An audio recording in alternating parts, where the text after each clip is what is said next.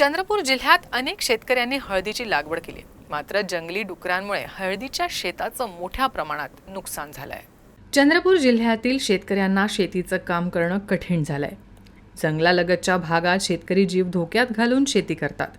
एवढंच नाही तर काही वेळा शेतात पेरणी केल्यानंतर वन्य प्राणी पिकाची नासधूस करतात। गोंडपिंपरी तालुक्यातील धाबा गावातही एका शेतकऱ्यानं आपल्या शेतात तुरीची पेरणी केली होती, मात्र रानडुकरांनी शेतात लावलेली पिकं खाल्ल्यानं शेतकऱ्याचं मोठं नुकसान झालंय।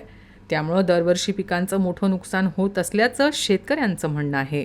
मी माझ्या शेतामध्ये 2 मजूर लावून शेताच्या बांधावर तुरीची लागवड केली।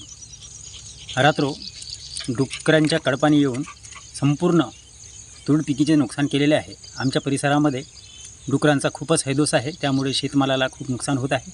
तरी वन विभागाने याची दखल घेऊन त्यांचा योग्य बंदोबस्त करावा